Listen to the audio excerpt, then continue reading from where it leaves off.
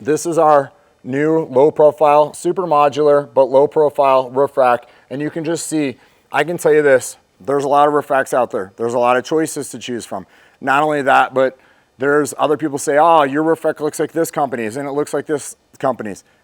Yeah, you can only make a roof rack so many different ways, but in the ways that we make the roof rack, we decided that, hey, we're gonna make all the brackets mount separately on their own. All the crossbars that go across on these are all interchangeable to configure however you want. The other thing is that all of our brackets are all steel. They're all built on a 90 or bent on a 90, and we bend them on a 90, and they're all being steel. We want to maximize the downward force that this roof rack can hold. People say, oh, how much weight will your roof rack hold? I can tell you this, our roof rack will hold more weight than the roof of this truck will. Actually, where the mounting points are is probably gonna fail, or it's not probably gonna fail, it is going to fail before the roof rack is gonna cave or fail. And that's because the amount of metal that's built into the roof can only handle so much, but the roof rack itself can handle way more than the roof mounting points do.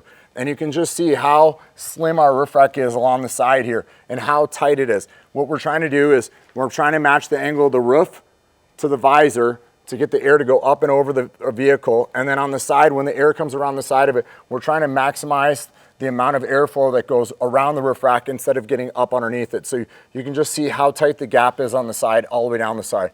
One of the things we talk about is some of our Easter eggs and some of our design reasons. And that here is tied in here. So we've got the fender design here around the wheel well is done into the side of the roof rack here. And when you look at this, this is a special roof rack. This is our roof rack with an outer overlay on it. And what we did is we shadowed it so all the holes and all the radius around the roof rack, now I can take this rear material and I can tie it into the wheel and then have this, and it just makes for a really nice finish all the way around. It just adds another touch, another classy touch above and beyond. Did that up in the visor, same thing. And then even cut the roof rack visor up so when we slide the rubber strip on, it meets the exact same line down at the bottom down here. So now there's no gap here and it has a nice clean finish.